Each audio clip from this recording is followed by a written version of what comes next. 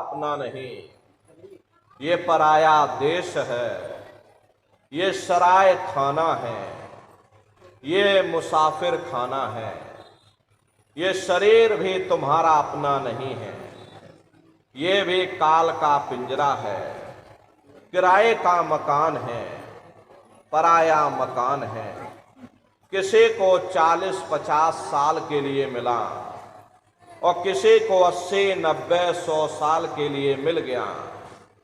जितने जितने श्वास उस मालिक ने बख्शे हैं, उसे भुगतने के बाद में हमें शरीर को यहीं छोड़ जाना। श्वास दुधारा नित ही जारी और एक दिन खाली चाम। प्रेमी भाई बहनों, एक तालाब पानी से चाहे कितना भी क्यों ना भरा हो, आप एक छोटी सी नाली काट कर खोल दीजिए, तालाब में छोटा सा छेद कर दीजिए, तो सारा पानी ही तालाब से बाहर निकल जाएगा। ठीक उसी प्रकार से हमारा ये शरीर भी श्वासों का भंडार है, और जब तक श्वासों का भंडार जारी है तब तक हम दुनिया के काम काज में उलझे हुए, दुनिया के कारोबार में हम आप फंसे हुए। लेकिन जिस वक्त ये श्वासों का भंडार खाली होगा, हर टेलीफोन खड़क जाएंगे, तार पहुंच जाएंगे, संदेश पहुंच जाएंगे, सब रिश्ते नातेदार, सब कुटुंब परिवार वाले, सब अड़ोस पड़ोस वाले मिनटों सेकंडों में इकट्ठा हो जाएंगे। प्रेमी भाई बहनों, जिस शरीर से तुम इतना प्रेम किया करते थे, उसे कोई एक रात भी घर में रखने को तैयार नहीं होता। कंधों पर लटका करके शमशान भूमि पर छोड़ करके आ जाते। हिंदू लोग तिनका तोड़ाते हैं कि जैसे तिनका टूट गया, तेरा मेरा रिश्ता नाता टूट गया। मुसलमान, सिख या ईसाई लोग खाक की मिट्टी कब्र में डाल देते कि जो मेरे लिए खाक की मिट्टी है वह मेरे लिए तू है। मामूली कष्ट नहीं होता, मौत के समय में घन घोर पीड़ा होती है। जनमत मरत दुसह दुख होई। सहजो बाई ने बयान किया है कि सहजो मौत आईया और अंग अंग दिया तोड़, और हिया जरे छाती फटे, उठे पीर घन घोर। गुरु महाराज सत्संग में फरमाते थे कि जैसे 1,00,000 बिच्छू एक साथ मिल करके हमारे शरीर पर डंक मारे, उससे भी लाखों करोड़ों गुना ज्यादा मौत के समय में दर्द होता है।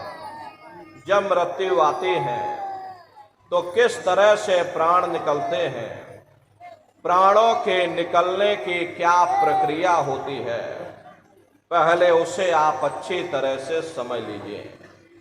सिमटत भास श्वास उठ जावे और प्राण पति जम सिमट समावे।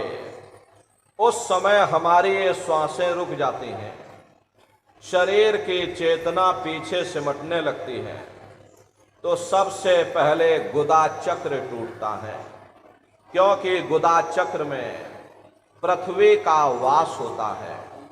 गुदा चक्र टूट करके ऊपर इंद्रिय चक्र में समा जाता। इंद्रिय चक्र में जल का वास होता, यानी जल ने पृथ्वी को घोल दिया। फिर जब इंद्रिय चक्र टूटेगा तो ऊपर नाभि चक्र में समा जाएगा। नाभि चक्र में अग्नि का वास होता, यानी अग्नि ने फिर जल को सुखा दिया। ये नीचे से सिमटाव होता है। नीचे से ऊपर की ओर सिमटाव होता। फिर जब ये नाभि चक्र टूटेगा तो हृदय चक्र में समा जाएगा। हृदय चक्र में वायु का वास होता, यानी वायु ने अग्नि को अपने में समाहित कर लिया और इस तरह से वायु आकाश में उड़ गई। ये आंखों की पुतलियां ऊपर पलट जाती हैं, मुंह खुला का खुला रह जाता। महात्मा प्रेम से जीवों को समझाते हैं कि भाई जब यह कर्म कलाय उपजावे और बुद्धि सुरत की आन दबावे, जब यह जीवात्मा पांचों तत्वों को लांग करके जल पृथ्वी अग्नि वायु आकाश पांचों तत्वों को लांग करके ऊपर आती है तो काल दाढ़ में आन दवानी और जब ढरके नैनन से पानी।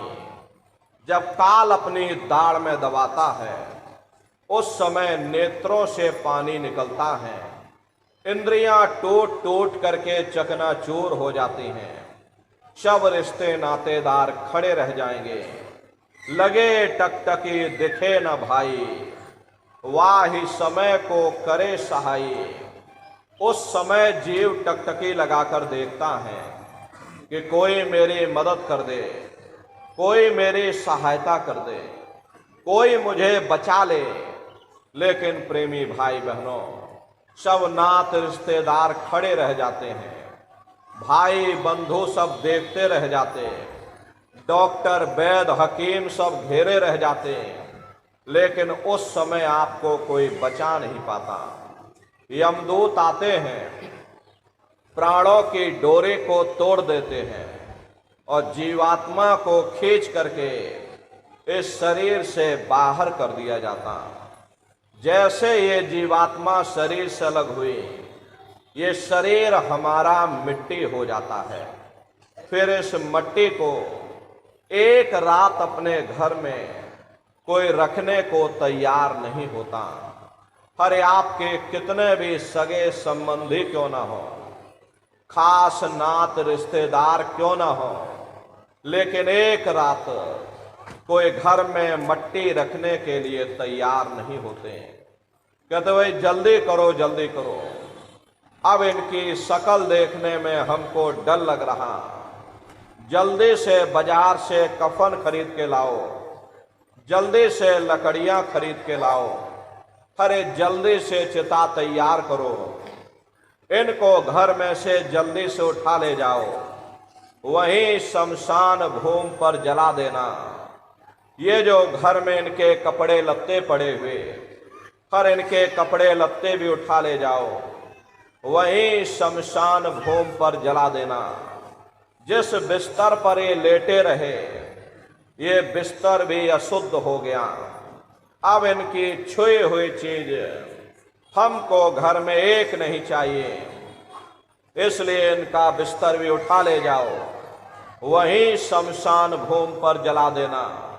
लेकिन उसने कोई सोने की अंगूठी पहनी होगी, उसे धीरे से उतार करके जेब में रख लोगे, बस वही एक अशुद्ध नहीं होगा और बाकी सब अशुद्ध हो जाएगा। हरे महात्मा कहते हैं कि भाई कुटुंब परिवार मतलब का और बिना धन पास नहीं जाए। ये रिश्ते नातेदार, ये कुटुंब परिवार वाले, ये सब स्वार्थ के संगी साथी हैं। हरे प्रेमी भाई बहनों, आज तुम्हारी जेब में पैसा है तो सब जैसे तैसे तुमसे रिश्तेदारियां कायम कर लेंगे, लेकिन आज जेब खाली हो जाए तो कोई किसी को याद करने वाला नहीं। प्रेमी भाई बहनों, अभी बूढ़े बुजुर्गों से पूछा जाए कि क्या तुमको तुम्हारे माँ बाप की याद आती है, तो कहेंगे भाई नहीं आती। अरे क्यों नहीं आती?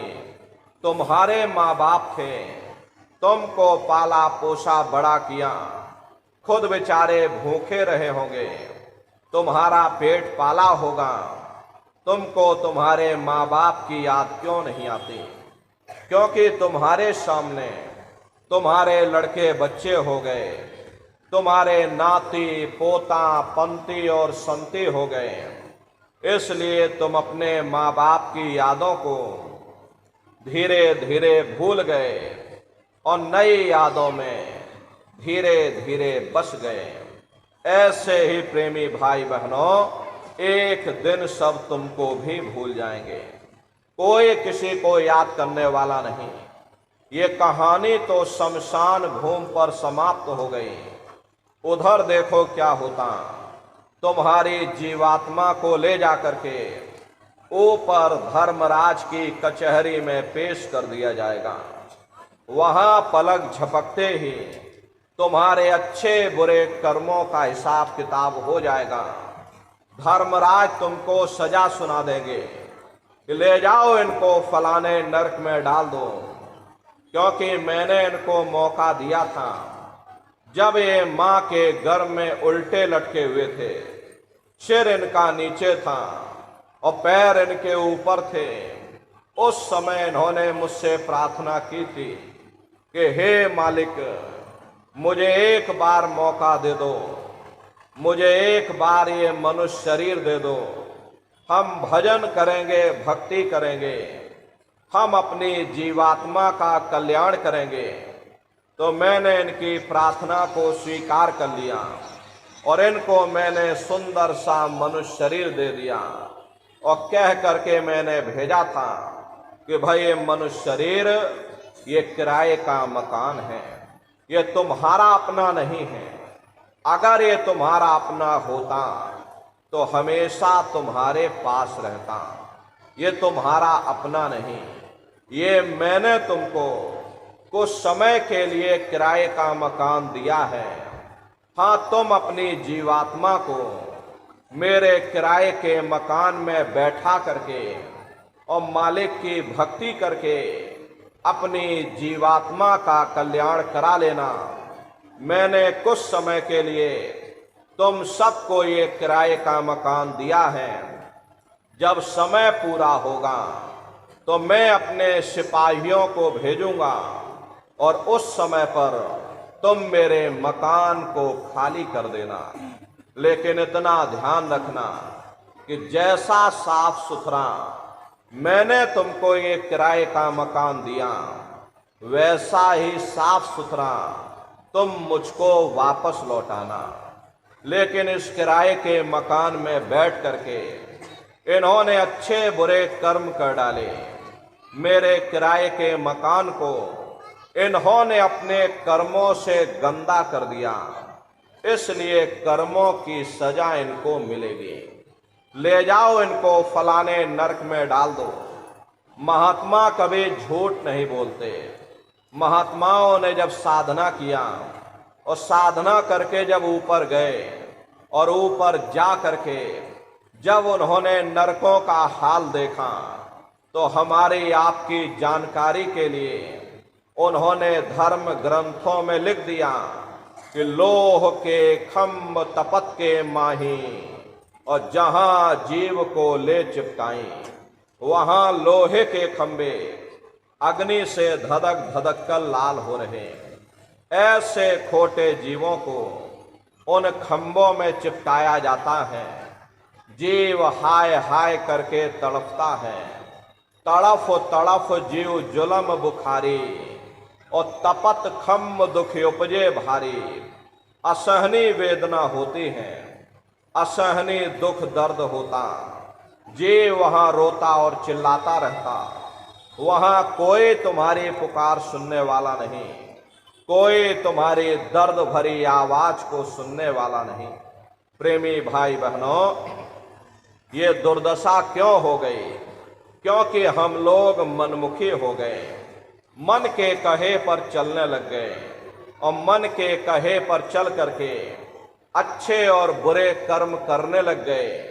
कर्मों का ये जखीरा अंबार के अंबार हमने अपने सिर पर लाद लिए। आज उन्हीं कर्मों का भोग पा रहे। हरे महात्मा कहते हैं कि भाई नर के अनेक अने और हैं, कहाँ लग कहूँ बखान, और दुख भोगते यह जीव जो जाने जो भोग समान। कहते भाई एक नरक नहीं, ऐसे वहां पर अनेकों अनेक नरक बने हुए, अलग अलग खोटे पाप कर्मों के वहां पर अलग अलग नरक बने हुए। कुंभी नरक निदान है, और पड़े जीव जग जाए, और सिर समेत डूबा रहे सदा नरक के माही। कुंभी कहते हैं घड़े के आकार का बड़ा विशाल नरक बना हुआ, दुनिया भर का मवाद उसमें भरा है, बड़े भारी बदबू उसमें से आती है, जीवों को उसी में डाल दिया जाता। जब ही नरक सिर ऊपर काढ़े और तब ऊपर जूती जब मारे, जैसे ही ये जीव श्वास लेने के लिए अपने सिर को बाहर निकालता है, ऊपर यमदूत खड़े रहते हैं, नोकदार भालों से प्रहार कर देते, और जीव फिर उसी में डूब जाता है, युगों युगों तक डूबा रहता।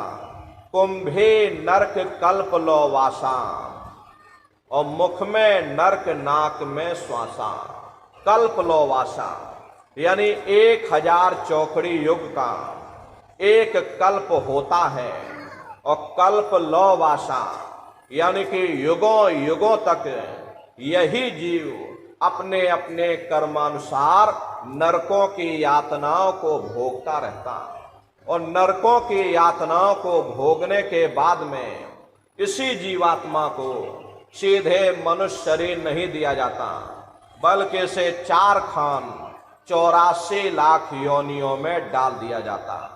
जैसे बच्चा होता है, बच्चा पहले कक्षा 1 पास करेगा, फिर कक्षा 2 में जाएगा, ऐसे वहां पर भी पूरा चैनल बना हुआ। नरकों की यातनाओं को भोगने के बाद में इन्हीं जीवों को 4 खान 84 लाख योनियों में डाल दिया जाता। प्रेमी भाई बहनों, ये 4 खान 84 लाख योनियां ये कोई मामूली योनियां नहीं होती। 4 खान का मतलब होता है अंडज पिंडज उपमज स्थावर, ये 4 खाने होती हैं। पहली श्रेणी तो इन पेड़ पौधों की आती है जिनके अंदर पानी का तत्व मौजूद होता है। कभी ये भी मनुष्य हुआ करते थे, लेकिन आज अपने कर्मों का भोग पा रहे एक जगह पर बेचारे पेड़ बन के खड़े हुए। दूसरी श्रेणी कीड़े मकोड़ों की आती है जिनके अंदर पृथ्वी और अग्नि का तत्व मौजूद होता है। तीसरी श्रेणी पंछियों की आती है, चौथी चौपाए जानवरों की आती है, और 5वीं स्वयं इंसान की आती है जिसके अंदर 5 तत्व जल पृथ्वी अग्नि वायु आकाश 5 तत्व मौजूद होते हैं। प्रेमी भाई बहनों, ये 4 खाने हैं, इनकी अलग अलग कुल 84 लाख योनियां होती हैं। अब आप पेड़ पौधों को देखिएगा तो ये आम का पेड़ अलग है, नीम का पेड़ अलग है, पीपल का पेड़ अलग है। ऐसे ही अलग अलग प्रजातियों के कीड़े मकोड़े, अलग अलग प्रजातियों के पशु और पंछी, कुल मिलाकर के 84 लाख योनियां हैं। हम दुनिया के जीव नरकों की यातनाओं को भोगने के बाद में इन्हीं 84 लाख योनियों में डाल दिया जाता। मामूली कष्ट नहीं होता। अरे हमको आपको गर्मी लग गई तो हम लोग छाया में आ गए, सर्दी लग गई कंबल रजाई ओढ़ लिया, भूख लग गई तो रोटी खा ली, बीमार हो गए तो अस्पतालों में चले गए, अपना अपना इलाज करवा लिया।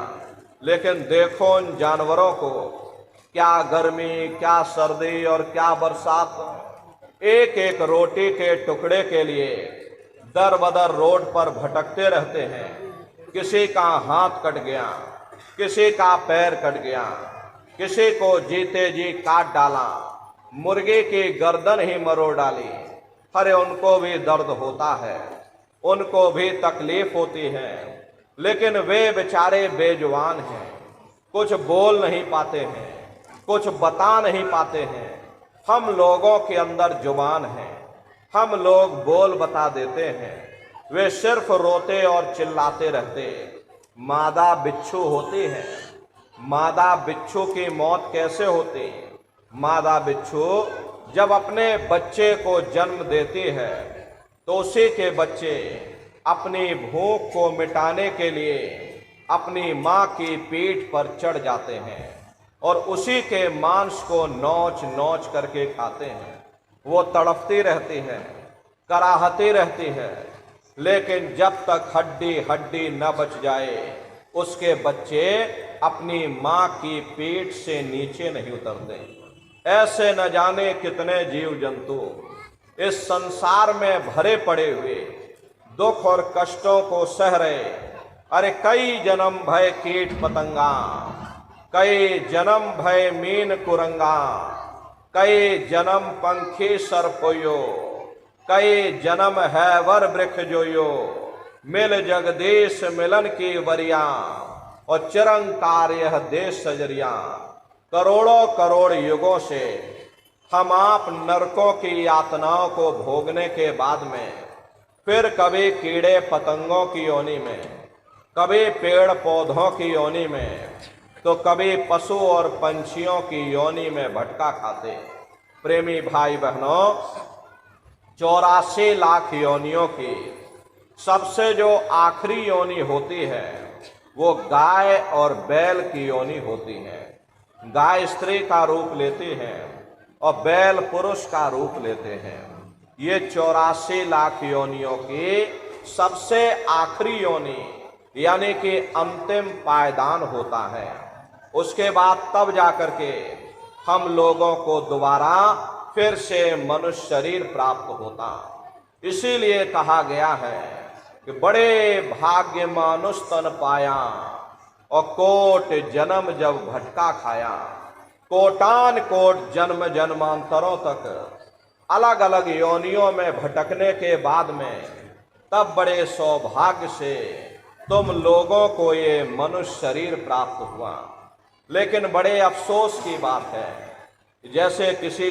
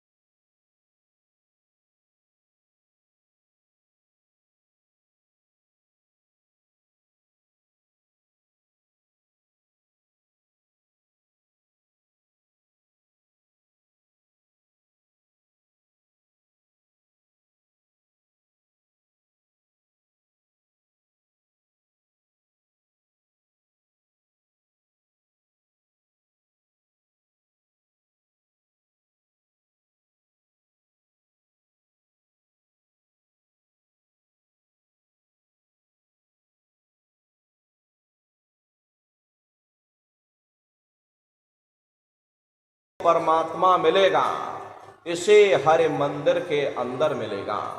इसी पंच भौतिक शरीर को ईसा मसीह साहब ने टेम्पल ऑफ लिविंग गॉड यानी जिंदा ईश्वर का मंदिर कहा। इसी पंच भौतिक शरीर को गुरु नानक साहब ने नर नारायणी देह कहकर याद किया। ये वो देह है जिसमें नारायण स्वयं विराजमान है। अरे वो नारायण जब भी मिलेंगे तुम्हें तुम्हारे अंदर मिलेंगे। यही कबीर साहब ने लिखा है कि जो तिल माही तेल है और जो चकमक में आग और तेरा साईं तुझ में और जाग सके तो जाग। जिस तरह से तिल में तेल होता है, पत्थर में अग्नि होती है, ठीक उसी तरह से वो मालिक हर एक के घट घट में, हर एक के वजूद के अंदर बैठा हुआ। यही आपके धर्म पुस्तकों में भी लिखा है, अरे मोको का ढूंढे रे बंदे, मैं तो तेरे पास में और ना तीरथ में ना मूरत में, मैं तो हूं विश्वास में। ना मैं तीर्थ में मिलूंगा, ना मैं मूरत में मिलूंगा, ना मैं अन्य किसी कर्म कांड में मिलूंगा, ना मैं ग्रंथों में मिलूंगा, ना मैं पोथियों में मिलूंगा, ना मैं किताबों में मिलूंगा। चाहे सारी उम्र बैठ करके तुम अखंड रामायण पढ़ते रहो, अरे मैं जब भी मिलूंगा तो मैं तुम्हारे अंदर मिलूंगा। प्रेमी भाई बहनों, बड़ी सीधी सी बात है कि अगर खाना बनाने की किताब सारी उम्र बैठ करके पढ़ते ही रहोगे कि भाई खाना ऐसे बनता है और खाना वैसे बनता है, खाने में नमक डाला जाता और खाने में तेल डाला जाता, तो कभी तुम्हारा पेट नहीं भर सकता। जब तक आप खाना बनाओगे नहीं, उसे स्वयं खाओगे नहीं, कभी तुम्हारा पेट नहीं भर सकता। हम वेदों की निंदा नहीं करते, हम ग्रंथों की निंदा नहीं करते, हम गीता, कुरान और बाइबल की निंदा नहीं करते। अरे वेद, शास्त्र, गीता, कुरान और बाइबल कहती है कि भाई मनुष्य के अंदर अंड खंड ब्रह्मांड है, स्वयं वो परमात्मा इसके अंदर बैठा हुआ। चलो अंदर चलो, अंदर चल करके उस परमात्मा का दर्शन दीदार करो। अब सवाल ये उठता है, भाई आखिर हम अपने अंदर जा करके उस परमात्मा का दर्शन कैसे करेंगे? तो इसके लिए संतों महात्माओं ने केवल 3 साधन बताए। साधन 3 सारे वर्णे और साधन सब थोथे मान। इस कलयुग में उस मालिक को प्राप्त करने के लिए महात्माओं ने केवल 3 साधना बताई। पहला है सुमरन, दूसरा है ध्यान और तीसरा है भजन। सुमरन कहते हैं मालिक को याद करना, ध्यान कहते हैं अपनी दिव्य दृष्टि को खोलना, और भजन कहते हैं कान में उंगली डाल करके उस शब्द को सुनना, उस नाम को सुनना, उस देववाणी आकाशवाणी को सुनना जो 24 घंटे तुम्हारे अंदर गूंज रही। प्रेमी भाई बहनों, ये सुरत शब्द नाम योग की साधना है। प्रेमी भाई बहनों, ये सुरत शब्द नाम योग की साधना सबसे पहले कबीर साहब आए, जिन्होंने सुरत शब्द नाम योग की साधना जारी की। उसके बाद गुरु नानक साहब आए, गुरु नानक साहब ने भी सुरत शब्द नाम योग की साधना जारी की। उसके बाद और भी महात्मा आए, कबीर, नानक, दादू दरिया, भीखा, रविदास जी महाराज, पलटू जगजीवन।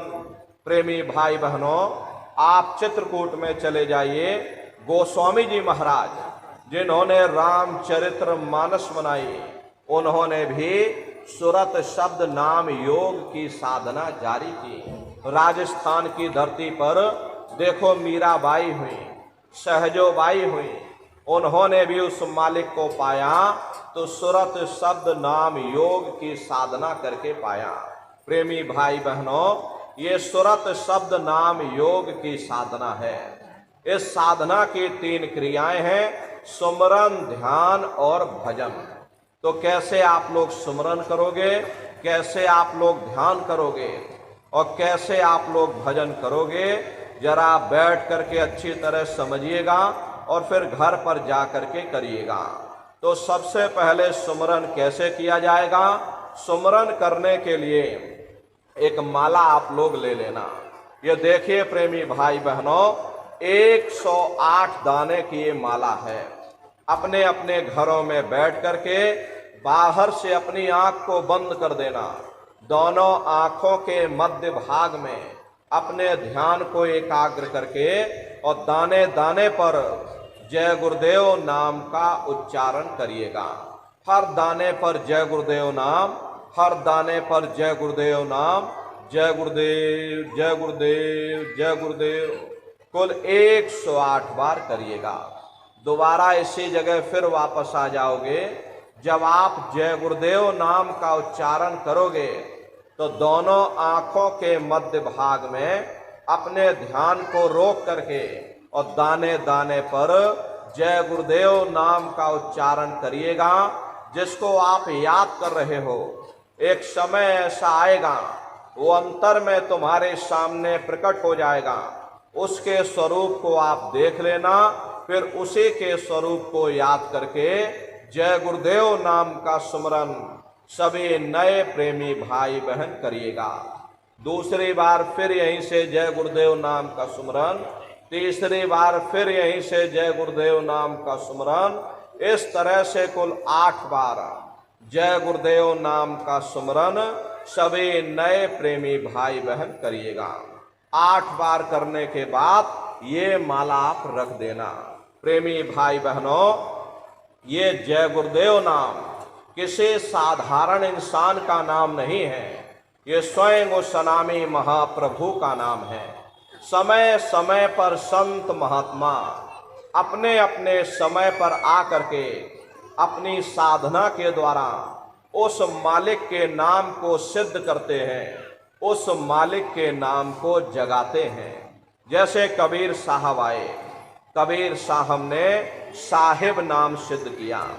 गुरु नानक साहब आए, गुरु नानक साहब ने वाह गुरु नाम सिद्ध किया। गोस्वामी जी महाराज आए, गोस्वामी जी महाराज ने राम नाम सिद्ध किया। मीराबाई आई, मीराबाई ने गिरधर नाम सिद्ध किया। इसी तरह से हमारे गुरु महाराज जय गुरुदेव नाम सिद्ध करके गए। जय गुरुदेव नाम का जहाज लगा कर गए। अगर इस जहाज पर सारी दुनिया बैठेगी, ये जहाज सारी दुनिया को पार करेगा।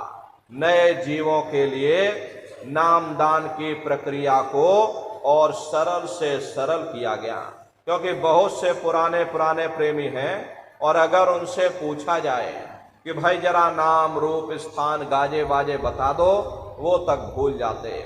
अब इतने पुराने हो करके और आज तक याद नहीं कर पाए हो तो बड़ा भारी दोष लगता है।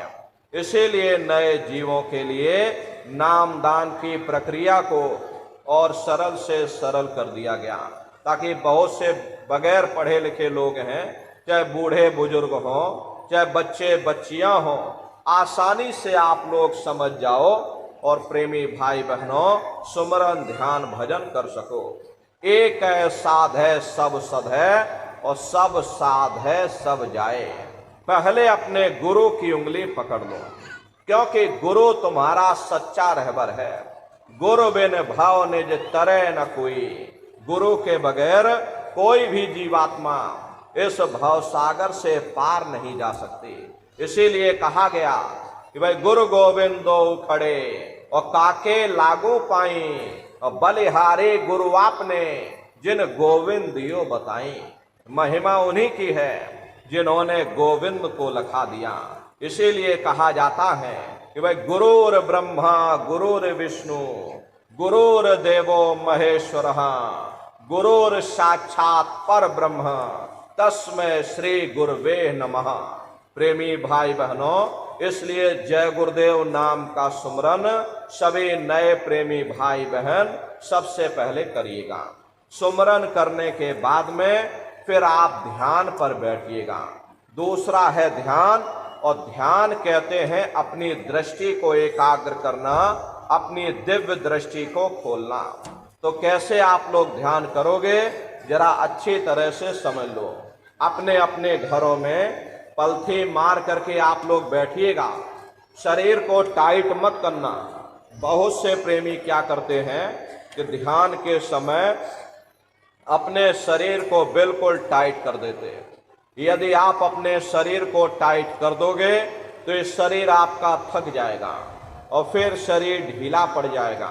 इसलिए पहले से ही अपने शरीर को बिल्कुल ढीला छोड़ देना। जितना आराम से आप बैठोगे उतना आपके लिए अच्छा रहेगा। तो ढीले बदन से बैठिएगा। आंखों को धीरे से बंद कर देना। इन आंखों पर भी कोई जोर मत देना। जैसे सोते समय धीरे से आंख को बंद करते हो, ऐसे ही धीरे से आंख को बंद कर देना। दोनों आंखों के मध्य भाग में दूर सामने देखिएगा। सामने आपको अंधेरा दिखाई पड़ेगा। बस उसी अंधेरे में एक जगह पर अपनी दृष्टि को एकाग्र करिएगा। होशियारी यही रहे ये आंखों की पुतलियां हिलने ना पाए। शुरुआती समय में ये आंखों की पुतलियां अंदर अंदर हिलेंगी, लेकिन जब आप अभ्यास करोगे, करत करत अभ्यास ते और जड़मत होत सुजान, जब अभ्यास करते रहोगे तो ये आंखों की पुतलियां हिलना बंद हो जाएंगी। तो दूर सामने अंधेरे में एक जगह पर अपनी दृष्टि को रोकिएगा। उस समय किसी के बारे में सोचना नहीं, किसी के बारे में विचार मत करिएगा। शरीर को बिल्कुल हिलाना डुलाना नहीं, शून्य होकर के बस सामने अंधेरे को देखते रहो। जितना देर आपसे बन सके आप उस अंधेरे को देखते रहिएगा। देखते देखते देखते देखते आपकी दृष्टि अंधेरे में एकाग्र हो जाएगी, और जैसे ही आपकी दृष्टि सामने अंधेरे में एकाग्र होगी तो सुई की नोक के बराबर काले में भी काला बिंदु, बड़ा चमकीला बिंदु होगा, तारे की तरह चमचम चमचम चमकेगा, वो सामने आपको दिखाई पड़ जाएगा। जब वो चमकदार बिंदु सामने दिखाई पड़ जाए तब आप अपनी दृष्टि को उस बिंदु पर एकाग्र करिएगा। जब आप अपनी दृष्टि बिंदु पर एकाग्र करोगे तो बिंदु के चारों तरफ से बड़ा भारी प्रकाश निकलेगा, चक्र की तरह से बहुरंगी प्रकाश होगा, और वो प्रकाश धीरे धीरे बड़ा होता चला जाएगा। साधक इतना मोहित हो जाता है कि बिंदु को तो छोड़ देता और दाएं बाएं प्रकाश को देखने में लग जाता। जब आप दाएं बाएं प्रकाश को देखने में लग जाओगे, चूंकि प्रकाश उस बिंदु से निकल रहा और आपने बिंदु को ही छोड़ दिया और प्रकाश को देखने में लग गए, तो प्रकाश भी गायब हो जाएगा, वो बिंदु भी गायब हो जाएगा, फिर अंतर में अंधेरा छा जाएगा और फिर आपको उतनी मेहनत करनी पड़ेगी। इसलिए दाएं बाएं बिल्कुल मत देखिएगा। आपका निशाना उस बिंदु पर टिका रहे जिसमें से वो प्रकाश निकल रहा। वही बिंदु दरवाजा है, वही बिंदु खिड़की है, उसी को हरि का द्वार यानी कि हरिद्वार कहा गया। जब एक टक हो करके आप उस बिंदु को देखते रहोगे तो वो बिंदु फट जाएगा, वो दरवाजा खुल जाएगा, ये शिव नेत्र खुल जाएगा, ये दिव्य दृष्टि खुल जाएगी और आप दरवाजे के अंदर दाखिल हो जाओगे। एक बार प्रेमी भाई बहनों ये दिव्य दृष्टि खुल जाए, फिर क्या भूत क्या भविष्य और क्या वर्तमान कोई भेद आपसे गुप्त नहीं रहेगा। लाखों वर्ष पहले क्या हुआ था, भविष्य में क्या होने वाला है, आप बैठ करके ध्यान में सब कुछ देख सकते हो। तो यह ध्यान करने का तरीका। और तीसरा है भजन। गाने बजाने का नाम भजन नहीं है, नाच गाना ढोल मजीरा का नाम भजन नहीं है। भजन कहते हैं उस रूहानी आवाज को सुनना जो 24 घंटे तुम्हारे अंदर गूंज रही है। कैसे भजन करोगे जरा अच्छी तरह से आप लोग समझ लीजिए। ये दोनों उंगली कानों में डाल करके ये कानों को बंद कर लेना। कान इसीलिए बंद किए जाते हैं ताकि बाहर की कोई आवाज हमको सुनाई ना पड़े। अपनी सुविधा से बैठिएगा। कुर्सी पर चाहे कुर्सी पर बैठ जाओ, सोफे पर चाहे सोफे पर, या इस तरह से तकिया रख लेना और दोनों कोहनी यहाँ रख करके दोनों उंगली कानों में डाल करके ये कानों को बंद कर लेना। बहुत सी हमारी माताएं बहनें हैं, बूढ़े बुजुर्ग हैं, आपके घुटनों में दर्द होता होगा या रीढ़ की हड्डी में दर्द होता होगा और आप बैठ करके भजन नहीं कर पाते हो, तो आप लेट करके भजन करिएगा।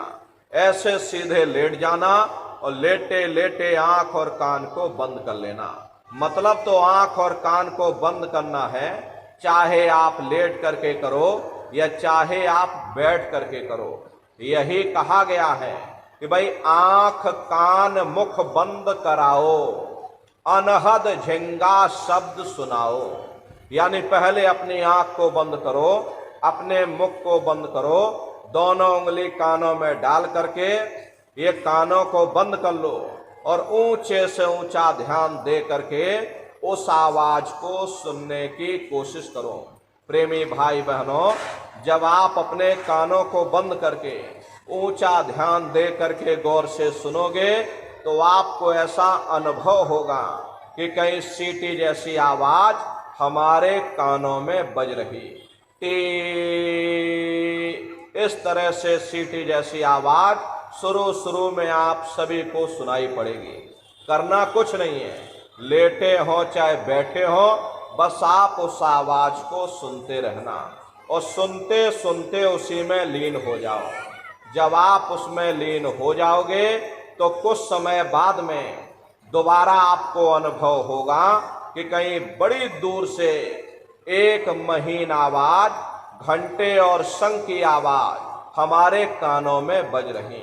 जैसे मंदिरों में घंटियां बजती हैं, टन टन टन। तो बाहर तो आपने नकल किया, महात्माओं ने कहा था ये शरीर तुम्हारा सच्चा हरि मंदिर है। इसी हरि मंदिर के अंदर 24 घंटे वो घंटे और शंख की आवाज गूंज रही। उसी घंटे शंख की आवाज को महात्माओं ने शब्द कहा। अरे आपकी धर्म पुस्तकों में लिखा है कि पोथी पढ़ पढ़ जग मुआ, पंडित भया न कोई, और 2.5 अक्षर प्रेम का, और पढ़े सो पंडित होई। दुनिया वाले कहते हैं कि 2.5 अक्षर का मतलब प्रेम है। प्रेम नहीं है, प्रेम में तो मात्रा लगी हुई। यहाँ पर जिस 2.5 अक्षर का वर्णन उन महात्माओं ने किया है वो है शब्द शा, आदा, बा और दा। उसी शब्द को महात्माओं ने नाम कहा। कलयुग जोग न यज्ञ न ज्ञाना, एक आधार नाम गुण गाना। और कलयुग केवल नाम आधारा, और सुमिर सुमिर नर उतरहि पारा। कलयुग में केवल नाम का आधार है और वो नाम तुम्हारे अंदर 24 घंटे गूंज रहा। तो उसी घंटे शंख की आवाज को महात्माओं ने शब्द या नाम कहा। उसी घंटे शंख की आवाज को मुसलमान फकीरों ने कलमा कहा। उसी घंटे शंख की आवाज को ईसा मसीह साहब ने वर्ड या लागस कहकर याद किया। उसी घंटे शंख की आवाज को गुरु नानक साहब ने अनहद वाणी कहकर याद किया। चीन में जो महात्मा हुए उन्होंने इसको ताओ कहकर याद किया और हिंदू महात्माओं ने इसे देववाणी, आकाशवाणी कहकर याद किया। उन अलग अलग महात्माओं ने अपनी अपनी भाषा में हम लोगों को समझाने की कोशिश की कि भाई वो घंटे शंख की आवाज तुम्हारे सबके अंदर गूंज रही, वो आपको सुनाई पड़ेगी। लेकिन शुरुआती समय में आपको ऐसा मालूम पड़ेगा कि कहीं बड़ी दूर पर घंटियां बज रही, टन टन टन, लेकिन सुनाई हरे को पड़ेगी। प्रेमी भाई बहनों, जब घंटे और शंख की आवाज आपको सुनाई पड़ने लग जाए तब आप सीटी की आवाज को छोड़ देना और घंटे शंख की आवाज को पकड़ लेना। प्रेमी भाई बहनों, एक बार आप उस आवाज को पकड़ लो, फिर वो आवाज धीरे धीरे बढ़ना शुरू होगी और इस कदर से बढ़ेगी कि आपके रोम रोम में घनघोर आवाज होने लग जाएगी। बड़े मधुर वो आवाज होती है। ये जो दुनिया के आप गाने और संगीत सुनते हो, उस रूहानी संगीत के सामने ये दुनिया के संगीत कुछ नहीं है। जब आप उस रूहानी संगीत को सुनोगे, इतना भारी आनंद आपके ऊपर छा जाएगा, इतनी खुशी आपको होगी, अरे ऐसा नशा आपके ऊपर चढ़ जाएगा कि आप सारी दुनिया को भूल जाओगे, इतना आप उस आवाज में खो जाओगे। प्रेमी भाई बहनों, शंकर भगवान को वही नशा चढ़ा था। शंकर भगवान कोई गांजा भांग नहीं पीते थे। ये तो हमने आपने शंकर भगवान को भी बदनाम कर दिया कि शंकर भगवान गांजा भांग पीते थे तो चलो हम भी गांजा भांग पिएंगे। लेकिन नर नारियों, शंकर भगवान ने कभी गांजा भांग नहीं पिया। शंकर भगवान जिस नशे में लीन रहते थे वो नाम का नशा था, वो ध्यान का नशा था, वो भक्ति का नशा था। जब आप उस आवाज को सुनोगे तो आपको भी वो नशा चढ़ जाएगा, क्योंकि उस आवाज में चुंबक है। जब आप उस आवाज को सुनोगे तो वो आवाज आपको अपनी ओर खींचेगी, और जब खिंचाव होगा तो जीवात्मा का फैला हुआ प्रकाश ये 9 दरवाजों से सिमटने लगेगा। अब ये 9 दरवाजे कौन कौन से हैं? देखो प्रेमी भाई बहनों, अब आप अच्छी तरह से समझिएगा, ये बहुत बड़ा विज्ञान है। दुनिया का विज्ञान जब समाप्त हो जाएगा तो ये विज्ञान प्रारंभ होगा। तो 9 दरवाजे कौन कौन से हैं? 2 आंख, 2 कान, 2 नाक के सुराख, 1 मुंह और 2 मलमूत्र का रास्ता। ये शरीर के 9 दरवाजे हैं। सबसे पहला दरवाजा गुदा चक्र आता है। गुदा चक्र में गणेश जी वास करते हैं। गणेश जी वहां के मालिक हैं। ये 4 दल का कवल है। यहाँ पर पृथ्वी तत्व पाया जाता है। उसके ऊपर इंद्रिय चक्र आता है। इंद्रिय चक्र में ब्रह्मा जी वास करते हैं। ये 6 दल का कवल है। यहाँ पर जल तत्व पाया जाता है। उसके ऊपर ये नाभि चक्र आता है। नाभि चक्र में विष्णु जी वास करते हैं। ये 8 दल का कवल है। यहाँ पर अग्नि तत्व पाया जाता है। उसके ऊपर ये हृदय चक्र आता है। हृदय चक्र में शिव जी वास करते हैं। ये 12 दल का कवल है। यहाँ पर वायु तत्व पाया जाता है। अरे वास तो वो ऊपरी मंडलों में करते हैं, ऊपरी लोकों में करते हैं, लेकिन उनका प्रकाश, उनकी किरणें इन सभी चक्रों पर पड़ती हैं। उसी के ऊपर एक कंठ चक्र आता है। यहाँ पर आद्या महाशक्ति की किरणें पड़ती हैं और ये 16 दल का कवल है। और आप सबसे ऊपर, तुम्हारी जीवात्मा सबसे ऊपर दोनों आंखों के मध्य भाग में बैठी है, जहाँ पर देवियां बिंदी लगाती हैं और पुरुष जहाँ पर टीका लगाते हैं। ये बिंदी और टीका यहाँ पर हम लोग इसीलिए लगाते हैं क्योंकि यहीं पर हमारी जीवात्मा बैठी है, उसका श्रृंगार किया जाता है। तो ये 10वां द्वार है जहाँ पर तुम्हारी जीवात्मा बैठी हुई। इसी 10वें दरवाजे पर बैठ करके ये जीवात्मा अपने प्रकाश को 9 दरवाजों में फैलाती है, जिससे आपका ये शरीर चलता, आपके हाथ और आपके पांव चलते हैं। जब आप भजन करोगे और घंटे शंख की आवाज को सुनोगे तो उस आवाज में चुंबक है। वो आवाज आपको अपनी ओर खींचेगी, और जब खिंचाव होगा तो जीवात्मा का फैला हुआ प्रकाश ये 9 दरवाजों से सिमट करके यही 10वें दरवाजे पर इकट्ठा हो जाएगा। और जैसे ही सारी चेतना, सारी शक्ति यहाँ पर इकट्ठी हुई, तुरंत शब्द जीवात्मा को खींच करके इस शरीर से बाहर कर देगा। फिर आप अपनी आंखों से देखिएगा कि हमारा शरीर ये है और हम ये खड़े। आप अपने शरीर से अलग हो जाओगे। जैसे चिड़िया होती है और चिड़िया घोंसले से निकल करके आसमानों की उड़ान भरती है और शाम को फिर अपने घोंसले में आ जाती है, ऐसे ही तुम्हारी ये जीवात्मा इस शरीर रूपी घोंसले से निकल करके ब्रह्मांडों की सैर करेगी, देवी देवताओं के दर्शन करेगी, राम और कृष्ण के दर्शन करेगी और घूम करके फिर अपने शरीर रूपी घोंसले में वापस चली आएगी।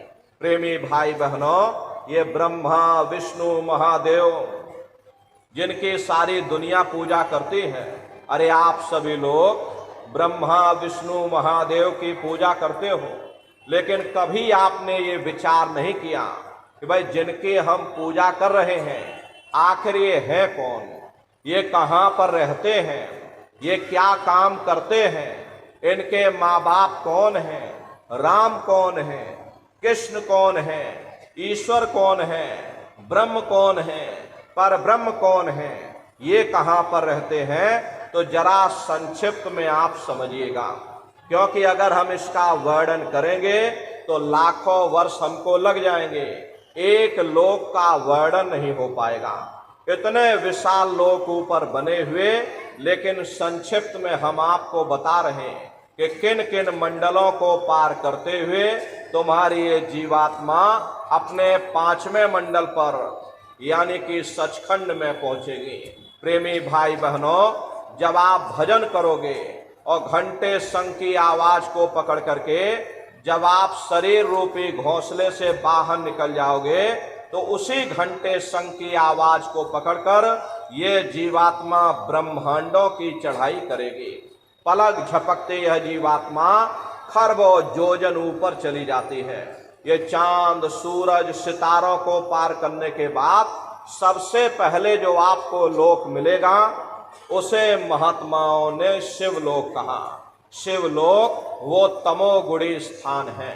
वहां के मालिक शिव जी हैं, वो पार्वती जी के साथ उस लोक में विराजमान हैं। चैतन्य धार जो ऊपर से नीचे आ रही, जिसे महात्माओं ने गंगा कहा, वह अपना केंद्र बिंदु शिवलोक को बनाती है। इसीलिए शिव जी की जटा में ये गंगा दर्शाई जाती हैं। इस लोक में असंख्यों जीवात्माएं रहती हैं और ये सभी जीवात्माएं शिव स्वरूप में मौजूद होती हैं।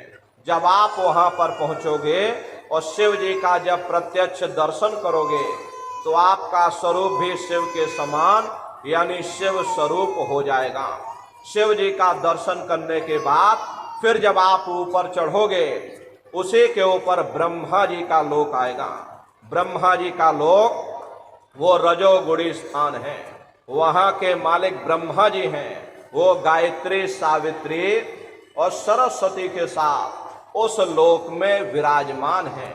वहां पर वेद ध्वनियां सदा उस लोक में उच्चारण होती रहती हैं। और ब्रह्मा जी का दर्शन करने के बाद फिर घंटे शंख की आवाज को पकड़ करके फिर जब आप ऊपर चढ़ोगे, उसी के ऊपर विष्णु लोक आएगा। विष्णु लोक वो सतोगुणी स्थान है। वहां के मालिक विष्णु जी हैं। उनका बड़ा मनमोहक स्वरूप है। उनकी 4 भुजाएं हैं और चारों भुजाओं में शंख, गदा, पद्म और चक्र सुशोभित है। और आप क्षीर सागर में लक्ष्मी जी के साथ विराजमान हैं। ये तीनों देवता ब्रह्मा, विष्णु और महादेव अपने अपने लोक में बैठ करके राज कर रहे। एक रचयिता है जो जीवों को रचता है, एक पालनहार है जो जीवों को पालता है, और एक संहार करता है जो जीवों को नष्ट कर देता है। इनकी जो माता है वो आद्या महाशक्ति हैं। ब्रह्मा, विष्णु, महादेव लोक के ऊपर वो आद्या महाशक्ति का लोक आता है। और उसी लोक को पार करने के बाद सबसे पहला देश पड़ता है, या यूं कह लीजिए एक पहली राजधानी पड़ती है, जिसे महात्माओं ने सहस्र दल कवल कहा। वो राजधानी है। ये ब्रह्मा, विष्णु, महादेव के जो लोक हैं, उस राजधानी के अंतर्गत आने वाले जिले हैं। आप इस तरह से समझिएगा, जैसे आपके उत्तर प्रदेश की राजधानी लखनऊ है, ये रायबरेली आपका जिला है। इसी तरह से प्रेमी भाई बहनों, वो सहस्र दल कवल राजधानी है। राजधानी का जो मालिक है वो निरंजन भगवान है। ये ब्रह्मा, विष्णु, महादेव ये निरंजन भगवान के ही पुत्र हैं। और ये आद्या महाशक्ति ये निरंजन भगवान की अर्धांगिनी है। और निरंजन भगवान स्वयं तीनों लोकों के मालिक हैं। उन्हीं को त्रिलोकीनाथ कहा जाता। हिंदू उन्हीं को परमात्मा कहते, मुसलमान उन्हीं को खुदा कहते, और ईसाई उन्हीं को गॉड कहते हैं। ये जल एक है। जल को चाहे आप पानी कह लो, चाहे आप नीर कह लो, या चाहे आप वाटर कह लो। इसी तरह प्रेमी भाई बहनों, वो परमात्मा भी एक है। हम लोग लफ्जों के झगड़े में उलझे हुए। प्रेमी भाई बहनों, घंटे और शंख की आवाज जो हर इंसान के अंदर गूंज रही, वो आवाज उन्हीं के मुखार बिंद से हो रही। निरंजन भगवान का जो स्वरूप है वो ज्योतिष स्वरूप है। हजार बाती की अखंड ज्योति वहां पर बराबर जल रही। अरे हम आप यहाँ मंदिरों में ज्योत जलाते हैं, ये तो हम आप उसकी नकल करते हैं। महात्माओं ने आपको चिन्ह बता दिया कि भाई उनका ऐसा स्वरूप है, तो हम लोग यहाँ पर नकल करने लगे। इस ज्योत में तेल की जरूरत पड़ती है और बाती की जरूरत पड़ती है, लेकिन वो अखंड ज्योति वहां पर ऐसी जल रही जिसमें ना तेल की जरूरत है और ना बाती की जरूरत है। पलटू साहब ने जिक्र किया है कि उल्टा कुआ गगन में और तिसमें जरे चिराग, और तिसमें जरे चिराग, बिना रोगन बिन बाती, और 6 ऋतु 12 मास जरत रहे दिन राती, और सतगुर मिले जो होए ताहि की नजर में आवे, और बिन सतगुर नहीं कोई वाह को दर्शावे। वो अखंड ज्योति ऐसी है जिससे पूरा ब्रह्मांड प्रकाशवान हो रहा। जितनी भी अवतारी शक्तियां आई, राम आए, राम को वहीं से नीचे उतारा गया। इसीलिए उस देश को अयोध्या नगरी या कौशलपुर देश कहा गया। अरे गोस्वामी जी महाराज जब साधना करके वहां पहुंचे, तभी गोस्वामी जी महाराज ने रामचरित्र मानस में लिख दिया। देखो प्रेमी भाई बहनों, गोस्वामी जी महाराज ने रामचरित्र मानस में जो भी लिखा है वो सब अंतर का भेद लिखा है। अंदर में जो भी साधना में उन्होंने दिखाई दिया सब अंतर का भेद लिखा। लेकिन हम लोग बाहर मुखी क्रियाओं में फंसे हुए, इसीलिए हम लोग अर्थ का अनर्थ कर देते हैं। तो गोस्वामी जी महाराज ने रामचरित्र मानस में क्या लिखा? गोस्वामी जी महाराज कहते हैं कि मोदयो नैन त्रिशत में भयो, पुण्य चितवत कौशलपुर गयो। जब मैंने अपने बाहर की आंख बंद की, मेरी अंतर की आंख खुल गई और मैं क्या देख रहा हूं, मैं कौशलपुर देश में पहुंच गया। मोहे विलोक राम मुस्काई, मुझे देख करके राम भगवान प्रसन्न हो गए। उन्होंने ऊपर जाने का मुझे रास्ता दे दिया। मैं ऊपर जा करके क्या देख रहा हूं कि उधर माज सुन अंडज राया, देखें बहु ब्रह्मांड निकाया, अति विचित्र ताह लोक अनेका, और रचना अधिक एक ते का। विचित्र विचित्र भांत के वहां पर लोग बने हुए, एक से बढ़कर एक सुंदर सोने के वहां पर महल बने हैं जिनकी शोभा अवर्णीय है। प्रेमी भाई बहनों, वो असली अयोध्या नगरी है, वो राम भगवान का देश है। जब आप साधना करके वहां पहुंचोगे और वहां की रचनाओं को देखोगे तो देखते ही रह जाओगे, ये क्या ईश्वर की लीला है, कैसे उसकी कारीगरी है, अनंत उसकी सत्ता है, अनंत ही उसका प्रकाश है। और उसी आनंद को पाकर के बड़े बड़े राजे महाराजाओं ने अपने राज काज पर ठोकरें मार दी और जंगलों में जाकर के नंगे हो करके नाचने लगे। मीराबाई को जब ये दौलत मिल गई, मीराबाई ने राजपाट छोड़ दिया और मीराबाई कहने लगी, मैं मिल जाए पाए पियो अपना और तब मेरे पीर बुझानी, और मीरा सुरत शब्द सहलानी। कबीर साहब को जब ये दौलत मिल गई और अन्य महात्माओं को जब ये दौलत मिल गई, उन्होंने साधना करके जब ऊपर चढ़े और वहां की रचनाओं को जब देखा तो कलम तोड़ करके लिख दिया, अचरज देखा भारी साधो, अचरज देखा भारी रे, और बिना बजाए निस्दिन बाजे, घंटा शंख नगारी रे, और बहरा सुन सुन मस्त होत है, तन की खबर विसारी रे, और बिन भूमि के महल बना है, तामे जो तो जारी रे, अंधा देख देख सुख पावे और बात बतावे सारी रे, और जीता मरकर फिर जी जावे, बिन भोजन बलधारी रे, और ब्रह्मानंद संत जन बिरला, कोई समझे बात हमारी रे। प्रेमी भाई बहनों, वो असली अयोध्या नगरी है, वो राम भगवान का देश है। राम जी का दर्शन करने के बाद फिर तुम्हारी ये जीवात्मा दूसरे मंडल के शब्द को पकड़ करके दूसरे मंडल की चढ़ाई करेगी। श्याम तज श्वेत को गहना, और सुरत को तान धुन सुनना, और बंक के द्वार धस बैठो, और त्रिकुटी जाए कर लेना। उसी के ऊपर दूसरा देश आता है जिसे महात्माओं ने त्रिकुटी देश कहा। वहां के जो मालिक हैं वो ब्रह्म हैं। वहीं से मन और माया की उत्पत्ति हुई।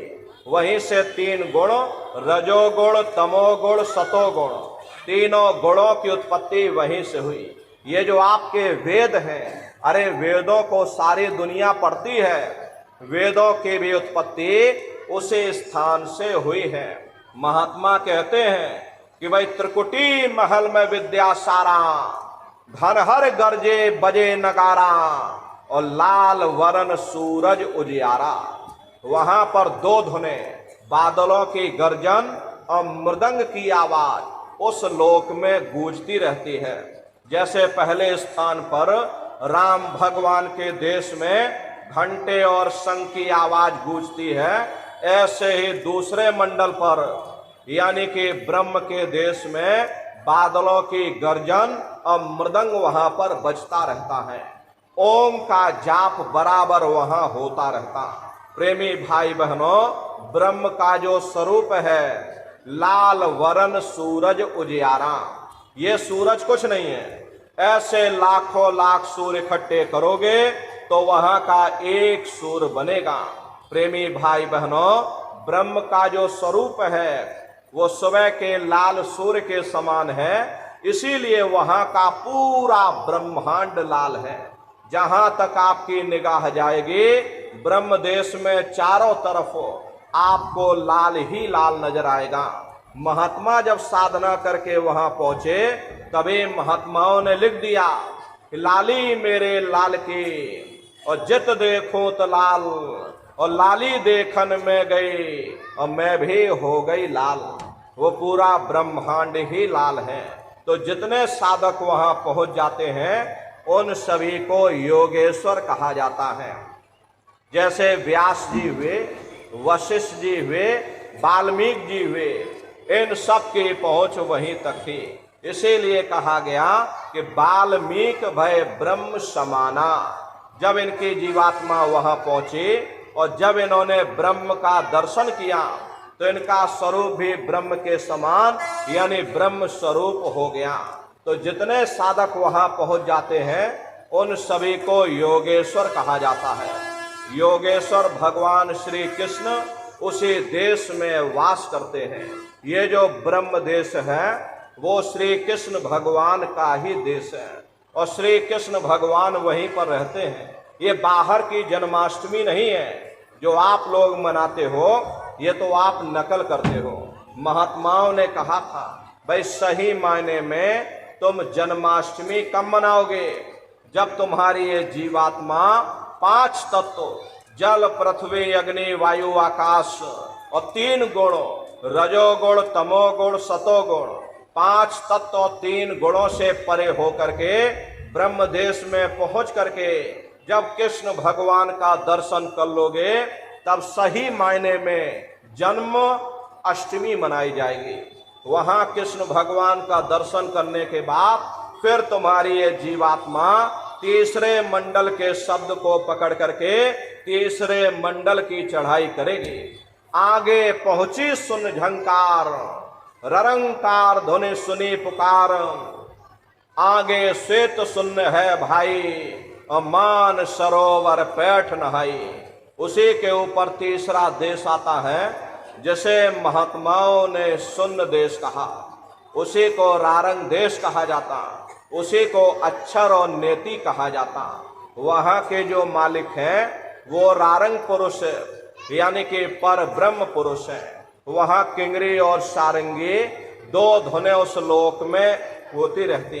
और पार ब्रह्म पुरुष का जो स्वरूप है वो पूर्णमासी के चंद्रमा के समान बड़ा ही मनमोहक स्वरूप है।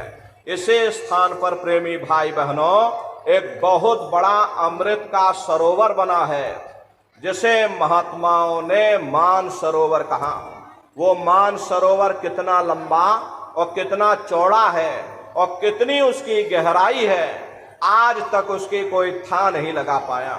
महात्माओं ने सिर्फ इशारों में बता दिया कि संसार में जो समुद्र है, ऐसे अरबों खरबों समुद्र उस मान सरोवर में डाल दिए जाएं, उसकी एक बूंद के बराबर नहीं। इतना विशाल वो अमृत का सरोवर है। जब महात्माओं ने उसको देखा तो किसी ने उसका नाम गंगा रख दिया, किसी ने उसका नाम जमुना रख दिया, गुरु नानक साहब ने अमृतसर रख दिया। जब तुम्हारी ये जीवात्मा उस मान सरोवर में स्नान कर लेगी तो जन्म जन्मांतरों के मैले पाप कर्म साफ हो जाएंगे। अरे यहाँ के पानी से तुम्हारे कर्मों की सफाई नहीं होने वाली। ये बाहर का पानी तुम्हारे शरीर के मैल को धो सकता, लेकिन जो पापों का मैल है, जो अंतःकरण में ये जो कर्मों की गंदगी आपने लाद रखी, वो जब साफ होगी, जब आप तीसरे मंडल पर पहुंच करके उस गंगा में डुबकी लगाओगे। उसमें स्नान करने के बाद ये जीवात्मा हंस रूप हो जाती है। हंसन मिले हंसा हो जाए, मिले जो अमी आहारा है। जीवात्मा का खुद का प्रकाश उस अमृत के सरोवर में स्नान करने के बाद 16 सूर्य के बराबर हो जाता। तब फिर यही जीवात्मा चौथे मंडल के शब्द को पकड़ करके चौथे मंडल की चढ़ाई करती है। 2 पर्वत के संग निहारो और भंवर गुफा ते संत पुकारो। 2 पर्वतों को पार करने के बाद वो बड़ा सुंदर देश आता है, जैसे महात्माओं ने भंवर गुफा कहा। वहां के जो मालिक हैं वो सोहंग पुरुष है, मां नहीं है। सोहंग हापे अंक की मात्रा। तो प्रेमी भाई बहनों, वहां के जो मालिक हैं वो सोहंग पुरुष है। वहां बंसी यानी मुरली की मधुर ध्वनियां सदा उस लोक में उच्चारण होती रहती। और सोहंग पुरुष का जो स्वरूप है वो दोपहर के सूर्य के समान महाप्रकाशवान स्वरूप है। स्वरूप में अंतर है। पहले स्थान पर निरंजन भगवान का जो स्वरूप है वो ज्योतिष स्वरूप है। दूसरे स्थान पर ब्रह्म का जो स्वरूप है वो सुबह के लाल सूर्य के समान है। तीसरे स्थान पर पार ब्रह्म का जो स्वरूप है वो पूर्णमासी के चंद्रमा के समान है। चौथे स्थान पर सोहंग पुरुष का जो स्वरूप है वो दोपहर के सूर्य के समान महाप्रकाशवान स्वरूप है। वहां के धनी का दर्शन करने के बाद ताके परे धाम सतनामा और बीन बजे सतलोक ठिकाना। सोहंग देश के ऊपर वो 5वां देश आता, जैसे महात्माओं ने सचखंड देश कहा।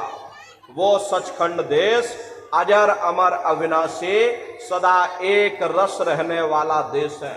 वहां न काल है, न कर्म है, न दुख है, न संताप है, न पुण्य है, न पाप है। जो जीवात्माएं वहां पर पहुंच जाती हैं हमेशा के लिए जन्म मरण के बंधनों से आजाद हो जाते हैं। वहां के जो मालिक हैं वो सत्पुरुष भगवान हैं, जिनके रोम रोम में खरबों खरब सूरज चांद सितारे प्रकाशवान। वही हमारे आपके सच्चे मालिक हैं, वही हमारे आपके सच्चे पिता हैं। अरे हमको आपको वहीं से नीचे उतारा गया और फिर शब्द को पकड़ करके शब्द शब्द पौड़ी पर चढ़कर और पहुंचो सचखंड सतनाम। तो शब्द का पकड़ में आएगा जब आप भजन करोगे। और भजन कैसे किया जाएगा जरा अच्छी तरह से आप लोग समझ लो कि प्रेमी भाई बहनों, ये आंख और कान को बंद करिएगा लेकिन मन को रोकिएगा। ऐसे समय पर तुम्हारा ये मन जरूर भागेगा। अभी आप देखो सत्संग में बैठे हो, शरीर तुम्हारा यहाँ बैठा लेकिन मन सारी दुनिया में भाग रहा। किसी को पानी पीने जाना है, ये मन पानी पीने पहुंच गया। कोई बाल बच्चों को घर में छोड़कर आया, मन बाल बच्चों में पहुंच गया। किसी को कोई बात याद आ गई तो मन वहां पहुंच गया। कोई दुकान दफ्तर छोड़ करके आया तो मन दुकान दफ्तर में पहुंच गया। कोई खेती बाड़ी छोड़ करके आया, शरीर बेचारा यहाँ बैठा और मन धान में पानी लगा रहा। तो ऐसे भजन से कोई लाभ नहीं होगा। जिन्होंने मार मन डाला उन्हीं को सूरमा कहना। अगर दुनिया में कोई हमारा दुश्मन है वो केवल हमारा मन है। प्रेमी भाई बहनों, एक भाई भाई में झगड़ा पैदा कौन करवाता? केवल हमारा मन करवाता। कौम कौम में नफरतें पैदा कौन करवाता? केवल हमारा मन करवाता। मजहब मजहब में लड़ाइयाँ कौन करवाता? केवल हमारा मन करवाता। इसीलिए महात्मा कहते हैं कि भाई बड़ा बैरी ये मन घट में, इसी का जीतना कठिना। अगर दुनिया में कोई हमारा दुश्मन है वो केवल हमारा मन है। ये मन रूपी रावण कब मरेगा? जब 9 द्वारों पर फतेह हासिल करके तुम यहाँ 10वें द्वार पर चढ़ जाओगे, तब सही मायने में दशहरा मनाई जाएगी। अरे बाहर की दशहरा नहीं है जो लकड़ी का रावण बना देते हो और फूंक फांक करके घर चले आते, कहते भाई हमने रावण मार दिया। अरे महात्माओं ने कहा था भाई सही मायने में तुम दशहरा कब मनाओगे? जब 9 द्वारों पर फतेह हासिल करके तुम यहाँ 10वें द्वार पर चढ़ जाओगे, तब सही मायने में विजयदशमी मनाई जाएगी। तब ये मन रूपी रावण तुम्हारा मरेगा, तब तुम्हारी ये जीवात्मा, अरे से जीवात्मा को महात्माओं ने राम भी कहा। अरे आपके धर्म पुस्तकों में लिखा है, एक राम दशरथ का बेटा, एक राम घट घट में लेटा, एक राम का शकल पसारा, और एक राम है सबसे न्यारा। एक वो राम है जो अयोध्या के वासी हैं, और एक राम घट घट में लेटे, यानी हमारी आपकी जीवात्मा जो हर एक के अंदर मौजूद है। महात्माओं ने कहा भाई एक वो राम है, और एक राम का शकल पसारा, यानी पहले स्थान के मालिक वो निरंजन भगवान, जिनको दुनिया त्रिलोकीनाथ कहती है, जिनका ये पूरा पसारा पूरा संसार है। महात्माओं ने कहा भाई एक वो राम है, और एक राम है सबसे न्यारा। 5वें स्थान के मालिक वो सतपुरुष भगवान जो हमारे आपके सच्चे पिता हैं। महात्माओं ने कहा भाई एक वो राम है। तो महात्मा तो उस राम की महिमा गाते हैं। मोटी बात आप पकड़िए कि भजन कैसे करोगे। ये आंख और कान को बंद कर लेना, ऊंचा ध्यान दे करके सुनिएगा। शुरू शुरू में सीटी जैसी आवाज आप सभी को सुनाई पड़ेगी, उसे आप पकड़ लेना, सुनते रहना। कुछ समय बाद में दोबारा आपको अनुभव होगा कि कहीं बड़ी दूर से एक महीन आवाज, घंटे और शंख की आवाज हमारे कानों में बज रही। जब घंटे शंख की आवाज आपको सुनाई पड़ने लग जाए, तब आप सीटी की आवाज को छोड़ देना और घंटे शंख की आवाज को पकड़ लेना। एक बार प्रेमी भाई बहनों आप उस आवाज को पकड़ लो, फिर वो आवाज आपको नहीं छोड़ेगी, खींच करके शरीर से बाहर कर देगी। फिर रोज आना, रोज जाना, रोज ब्रह्मांडों की सैर करना, रोज देवी देवताओं के दर्शन करना, रोज राम और कृष्ण के दर्शन करना, और घूम करके फिर अपने शरीर रूपी घोंसले में वापस चले आना। तो सुमरन, ध्यान और भजन 3 क्रियाएं आपको बताई गई। रास्ता सच्चा है, आप करोगे तो आपको अनुभव होगा, दिखाई भी देगा और सुनाई भी पड़ेगा।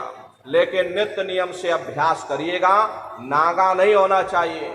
अरे आप शरीर को देखो, भोजन देते हो, सुबह दोपहर शाम रात खाते रहते हो, लेकिन कभी आपने विचार नहीं किया ये जीवात्मा जो जन्म जन्मांतरों से बेचारी भूखी प्यासी बैठी है, और जिसकी शक्ति से तुम्हारा इतना बड़ा शरीर चल रहा, तो कभी अपनी जीवात्मा को तुमने भोजन नहीं दिया। अरे इसका भोजन भजन है, इसका भोजन शब्द है, इसका भोजन नाम है। अपना ये नियम बनाइए कि पहले हम अपनी जीवात्मा को भोजन देंगे, फिर अपने शरीर को भोजन देंगे। अगर ये नियम आपका बन गया तो आपका लोक भी बन जाएगा और आपका परलोक भी बन जाएगा। प्रेमी भाई बहनों, उस मालिक को पाने के लिए तुम्हें घर बार छोड़ने की जरूरत नहीं है, तुम्हें समाज छोड़ने की जरूरत नहीं है, तुम्हें कोई जात और बिरादरी बदलने की जरूरत नहीं है। अरे जात पात के रगड़े झगड़े ये हमारे अपने नहीं है, ये सिर्फ हमारे मन की खुराफात है। आप सभी लोग बुद्धिमान हो, अपनी अपनी बुद्धि से आप सभी लोग विचार करिएगा। जब गुरु नानक साहब नहीं आए थे तब कोई सिख नहीं था, जब मोहम्मद साहब नहीं आए थे तब कोई मुसलमान नहीं था, जब ईसा मसीह साहब नहीं आए थे तब कोई ईसाई नहीं था। और पीछे लौटते चले जाओ तो केवल मनुष्य ही मनुष्य रह जाते। ये रगड़े झगड़े किसने पैदा किए? ये हमने आपने पैदा किए। हर कोई भी महात्मा यहाँ पर आकर के ना कोई कौम मनाने आता है, ना कोई यहाँ पर मजहब चलाने आते हैं, ना कोई यहाँ पर जात और बिरादरी बदलने आते हैं, और ना ही आप हमारे हाथों में ये डंडे और तलवारें देने के लिए आते हैं। अरे आप तो सच्चा मार्ग, सनातन मार्ग समझाने के लिए इस धरा भूमि पर शरीर रूप में अवतरित होते हैं। हरे प्रेमी भाई बहनों, आप अपनी बुद्धि से विचार करिएगा। सुपच जात के भंगी थे, रैदास जी जात के हरजन थे, मीराबाई जात की छत्राणी थी। अगर वे सब उस मालिक को प्राप्त कर सकते हैं तो आप भी उस मालिक को प्राप्त कर सकते हो। जाति पाति पूछे नहीं कोई, और हरि का भजे सो हरि का हुई। लोग यहाँ जात पात बनाते बनाते मर गए, लेकिन ऐ नन्नारियों, जब तुम्हारी ये जीवात्मा इस मनुष्य रूपी चोले को छोड़ करके ऊपर धर्मराज की कचहरी में पहुंचेगी, वहां न तुमसे ये पूछा जाएगा कि भाई तुम किस जाति के हो, या तुम किस कौम के हो, या तुम किस मजहब के हो, तुम हिंदू हो या मुसलमान हो, तुम हिंदुस्तान से आए हो या तुम सीधे पाकिस्तान से आ रहे। अरे वहां तुम्हारे कर्म देखे जाएंगे, भक्ति भाव देखा जाएगा, मालिक से मिलने का प्रेम और प्यार देखा जाएगा। इसीलिए महात्मा समझाते हैं, भाई मालिक को पाने के लिए तुम्हें जात और बिरादरी बदलने की जरूरत नहीं है, तुम्हें घर परिवार छोड़ने की जरूरत नहीं है, तुम्हें बाल बच्चे छोड़ने की जरूरत नहीं है, तुम्हें जंगलों पहाड़ों में भटकने की जरूरत नहीं है, तुम्हें साधु सन्यासी और बाबा बनने की जरूरत नहीं। अरे भाई तुम अपने अपने घर परिवार में रहो, अपने अपने बाल बच्चों के साथ रहो, अपने अपने समाज में रहो, समाज की रीत नीति के अनुसार रहो, मेहनत और ईमानदारी से काम करो, और 24 घंटे में घंटा 2 घंटा अपनी जीवात्मा के कल्याण के लिए सुरत शब्द नाम की कमाई यानी सुमरन ध्यान और भजन करिएगा। यही दौलत तुम्हारे काम आएगी और बाकी सब यहीं पड़ा रह जाएगा। सुई की एक नोक भी तुम्हारे साथ में जाने वाली नहीं है। अरे बड़े बड़े राजे महाराजे आए, सारी जिंदगी उन्होंने ये किला बनाते बनाते गुजार दिया। आज उनके किलों को आप जाकर देखिए, आज खंडहर बने पड़े हुए। विश्व विजेता सिकंदर सारी दुनिया पर राज करने का ख्वाब देखता था, वो भी मुट्ठी खोल करके चला गया। कोई क्या साथ लेकर के जाएगा? जो चीज तुम्हारे साथ में जाने वाली है वो केवल परमात्मा की भक्ति है। इसलिए प्रेमी भाई बहनों, वो दौलत कमा लो जो अंत समय में तुम्हारे काम आवे, वरना ये समय तुम्हारा निकलता जा रहा। ये श्वासों की पूंजी दिन प्रतिदिन कम होती जा रही। एक समय ऐसा आएगा ये बुलबुला तुम्हारा फूट जाएगा, फिर ना जाने दोबारा ये मनुष्य शरीर तुमको मिले ना मिले। अरे भटकते रह जाओगे युगों युगों के लिए नरकों और चौरासियों में। इसलिए प्रेमी भाई बहनों, अहो भाग्य है आपका आपको ये मनुष्य शरीर मिल गया, इस मनुष्य रूपी मंदिर में बैठ करके वो आत्मधन कमा लो, वो रूहानी खजाना कमा लो, जिससे तुम्हारी जीवात्मा का कल्याण हो जावे। तो सुमरन, ध्यान और भजन नित्य नियम से आप लोग करिएगा। और सभी लोग शाकाहारी रहना, क्योंकि हमारे गुरु महाराज ने शाकाहार पर विशेष जोर दिया। गुरु महाराज हमारे कहते थे, ये बच्चे बच्चियों तुम लोग शाकाहारी रहना, शाकाहार का प्रचार करते रहना, इसी से देश और दुनिया में भारी परिवर्तन होगा। प्रेमी भाई बहनों, परिवर्तन कोई कानून बनाने से नहीं होता, परिवर्तन कोई आंदोलन करने से नहीं होता, परिवर्तन कोई तोड़फोड़ करने से नहीं होता। अरे परिवर्तन तब होता है जब लोगों के विचार बदलते हैं, लोगों की भावनाएं बदलती हैं। और विचार जब बदलेंगे जब लोगों का खान पान शुद्ध होगा। अरे देसी कहावत है, जैसा खाए अन्न और वैसा होए मन। जब इंसान पशुव्रती भोजन करेगा तो उसकी बुद्धि स्वतः ही पशुओं जैसी हो जाएगी, सोच विचार उसका चिंतन स्वतः ही पशुओं जैसा हो जाएगा। फिर जिस शराब के नशे में माँ बहन बेटे की पहचान खत्म हो जाए, उस शराब को पी करके यह कैसे पता चलेगा कि क्या अच्छा और क्या बुरा है।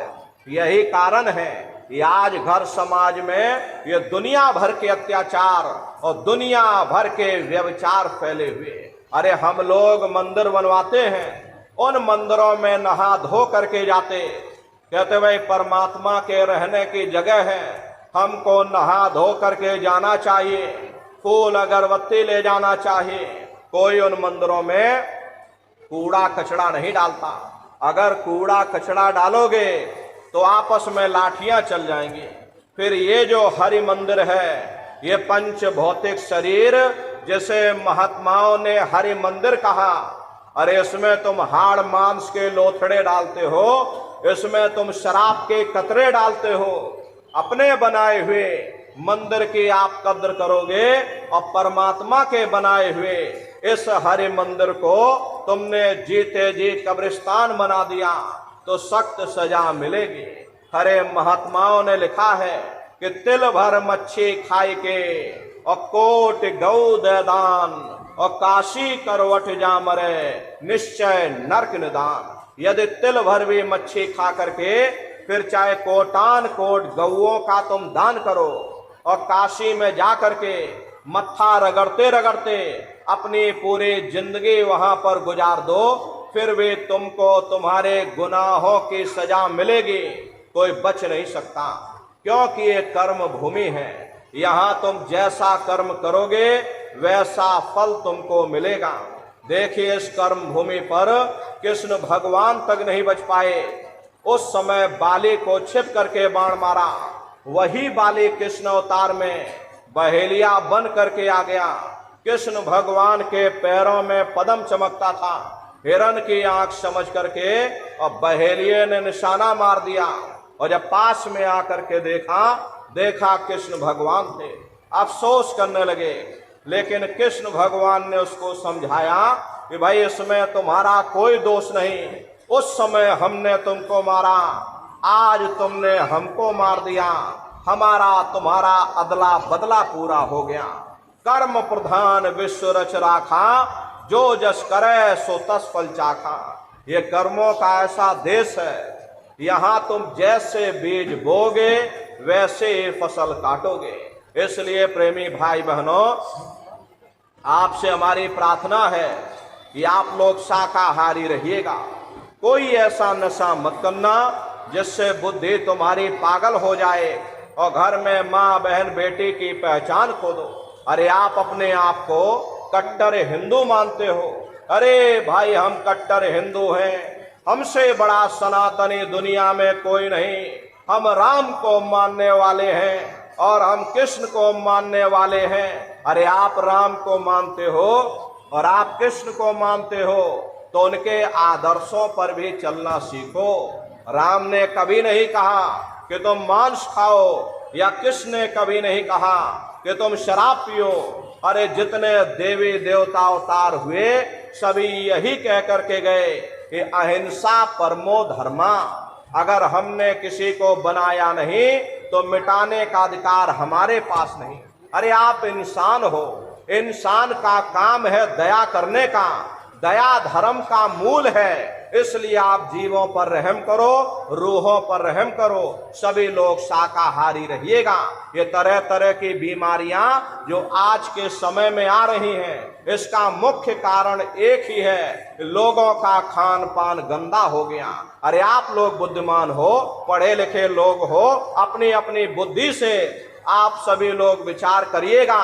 जब इंसानों के खून में जानवरों का खून मिल जाएगा, इंसानों के अंदर जब जानवरों के कीटाणु पहुंच जाएंगे तो न जानवरों की दवा काम में आएगी और न इंसानों की दवा काम में आएगी।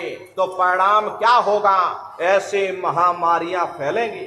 इसलिए प्रेमी भाई बहनों, आपसे हमारी प्रार्थना है कि आप लोग शाकाहारी रहिएगा और शाकाहार का प्रचार अपने अपने क्षेत्रों में बराबर आप लोग करते रहिएगा। अरे सतयुग कैसे आएगा? राम राज कैसे आएगा? राम राज कोई नारा लगाने से नहीं आएगा, राम राज कोई भाषण देने से नहीं आने वाला। राम राज जब आएगा जब आप लोग धर्म का प्रचार करोगे, और धर्म का प्रचार करने की जिम्मेदारी हम सभी प्रेमी भाई बहनों की है, क्योंकि हम सभी लोग अपने गुरु महाराज के मेहनत और पसीने के जलाए हुए चिराग हैं। अगर एक एक चिराग एक एक गांव में पहुंच जाएगा, ये पूरा गांव प्रकाशवान हो जाएगा, ये पूरा समाज प्रकाशवान हो जाएगा। गुरु महाराज के संदेशों को जन जन के बीच में पहुंचाने की जिम्मेदारी हम सभी प्रेमी भाई बहनों की है।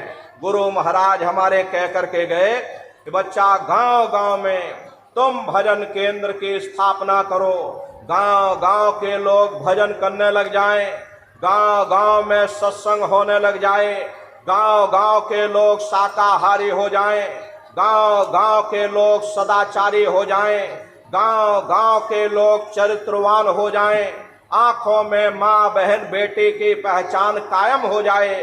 जब हमारा गांव बदल जाएगा, ये पूरा समाज बदल जाएगा, निश्चय ही कलयुग में सतयुग आ जाएगा।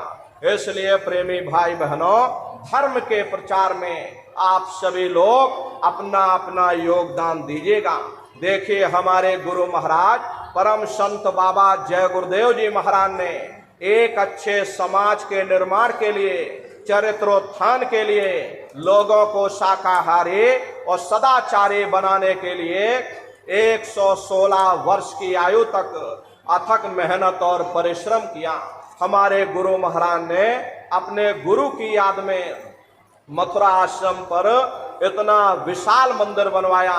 गुरु महाराज हमारे कहते थे कि बच्चा, मंदिर का वो देवता वहां पर बैठ करके बरकत बांट रहा।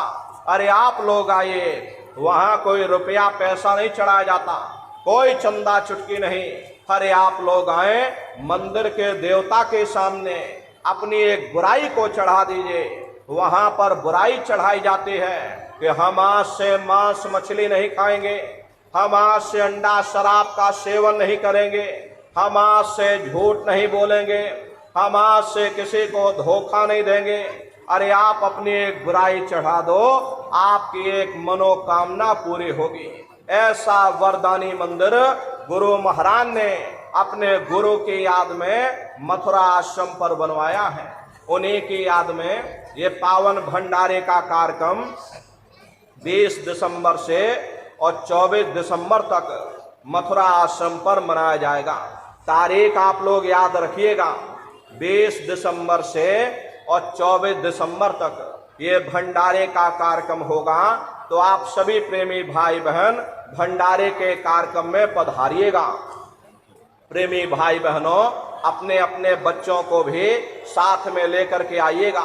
देश के कोने कोने से दसियों लाख की संख्या में सत्संगी प्रेमी भाई बहन मथुरा दरबार में पधारते हैं। उनके रहने ठहरने के लिए अलग अलग जिलों के टेंट राउटी डेरे लगाए जाते, भोजन पानी के लिए भी अलग अलग जिलों के, वहाँ पर निःशुल्क भंडारे चलते रहते हैं।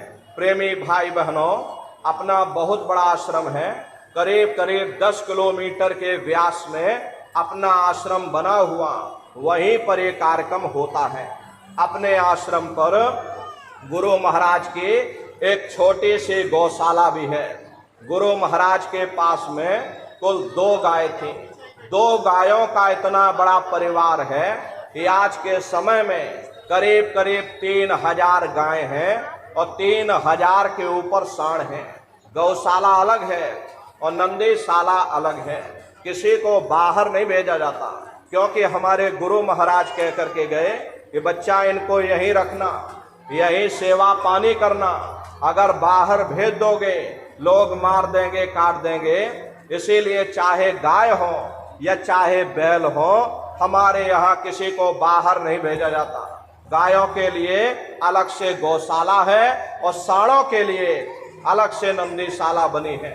उसी के बगल में अपना एक बहुत बड़ा विद्यालय है, जिसमें 2,500 से 3,000 बच्चे निःशुल्क विद्या अध्ययन करते हैं। कॉपी किताब, पढ़ाई लिखाई, भोजन पानी बिल्कुल निःशुल्क है। उसी के बगल में अपना एक बहुत बड़ा अस्पताल भी है। प्रेमी भाई बहनों, वो गुरु महाराज की कर्म भूमि है और गुरु महाराज की जन्म भूमि, जहाँ पर हमारे गुरु महाराज का जन्म हुआ, जिला इटावा, ग्राम खितौरा में है। जैसा भव्य मंदिर मथुरा दरबार में बना हुआ, उसी तरह से भव्य मंदिर गुरु महाराज की जन्म भूमि पर बन करके तैयार हो चुका। ये जो आप पोस्टर देख रहे हो, ये गुरु महाराज की जन्म भूमि का ही मंदिर है। और इधर जो ये पोस्टर लगा है, ये मथुरा दरबार का मंदिर है। प्रेमी भाई बहनों, समय निकाल करके दरबार में आप लोग पधारिएगा और अपने अपने बच्चों को भी साथ में लेकर के आइएगा। हम लोग ये सोचने लगते हैं कि अरे बच्चों को क्या करेंगे ले जाकर, ये बच्चे छोटे हैं, अरे इनको घर में रहने दो, इनको पढ़ाई लिखाई करने दो, अभी इनकी पढ़ाई लिखाई की उम्र है, ये सत्संग सुनना, ये भजन पूजा पाठ करना, ये तो हम लोगों का काम है, इन बच्चों को घर पर पढ़ाई लिखाई करने दो। प्रेमी भाई बहनों, बस यहीं पर हम आप धोखा खा जाते हैं। अरे पढ़ाई लिखाई जरूरी है, हम ये बात आपकी मानते हैं कि आज के समय में शिक्षा बहुत जरूरी है। अरे हमको भी गुरु महाराज ने पढ़ाया लिखाया, हम कोई अंगूठा छाप नहीं है। गुरु महाराज ने हमको भी पढ़ाया लिखाया। प्रारंभिक शिक्षा हमारी गुरु महाराज की जन्म भूमि पर हुई, क्योंकि जो गुरु महाराज की जन्म भूमि है वही हमारी भी जन्मभूमि है। 1 से लेके 5 तक हम खितौरा में पढ़ाई किए, उसके बाद गुरु महाराज मथुरा बुला लिए, आगे की पढ़ाई लिखाई फिर हमने मथुरा में की। 10वीं किया, 12वीं किया, BA किया, LLB किया। तो कहने का मतलब ये है कि गुरु महाराज ने हमको भी पढ़ाया लिखाया। लेकिन प्रेमी भाई बहनों, पढ़ाई लिखाई के साथ साथ अच्छे संस्कार भी जरूरी है। और संस्कार कोई MA BA की डिग्री करने से नहीं पढ़ते, संस्कार कोई डिप्लोमा करने से नहीं पढ़ते। अगर MA BA की डिग्री करने से बच्चों के अंदर संस्कार पड़ गए होते तो हिंदुस्तान में इतने वृद्धाश्रम न खोले जाते। अरे संस्कार पड़ेंगे महात्माओं के वचनों से, संस्कार पड़ेंगे सत्संग के माध्यम से। ये बच्चे देश के भविष्य हैं, इन बच्चों के अंदर अच्छे संस्कार डालना ये समय की बहुत बड़ी मांग है। अरे आज के समय में बच्चों के अंदर संस्कारों की कमी देखी जा रही, वरना पहले के समय में अकेले माँ बाप अपने 4-4 बच्चों को पाल लेते थे, लेकिन आज के समय में वही 4-4 बच्चे, वही MA BA और डिग्री और डिप्लोमा किए हुए बच्चे अपने माँ बाप को रोटी नहीं खिला पा रहे। शादी हो जाती है, घर परिवार बांट करके रख दिया, जमीन जायदाद बांट करके रख दी, चूल्हा चौका बांट करके रख दिया, यहाँ तक कि माँ बाप को भी बांट करके रख दिया। 10 दिन तुम हमारे घर में छोड़ दो और 10 दिन बाद तुम अपने घर ले जाना। प्रेमी भाई बहनों, ये संस्कारों की बहुत बड़ी कमी है। ऐ माताओं बहनों, ये बच्चे तुम्हारी धरोहर हैं, ये बच्चे तुम्हारे जीवन की पूंजी हैं। अरे अपनी पूंजी को संभाल करके रखिएगा। इन बच्चों को आप बचपन से तैयार करो, इनको आप अच्छी शिक्षा देना, इनको अच्छे संस्कार देना, इनको शाकाहारी बनाना, इनको सदाचारी बनाना, इनको चरित्रवान बनाना, और इनको भी तुम राम और कृष्ण बना दो। यही बच्चे बड़े होकर के माँ बाप का नाम रोशन करेंगे, गौरव समाज का नाम रोशन करेंगे। इसलिए प्रेमी भाई बहनों, अपने अपने बच्चों के साथ, इष्ट मिष्ट परिवार वालों के साथ आप सभी प्रेमी भाई बहन भंडारे के कार्यक्रम में सपरिवार सादर आमंत्रित हैं। आप लोग पधारिएगा। सुमरन, ध्यान और भजन बराबर आप लोग करते रहना। इतना जान लीजिए प्रेमी भाई बहनों, ये रास्ता बिल्कुल सच्चा है।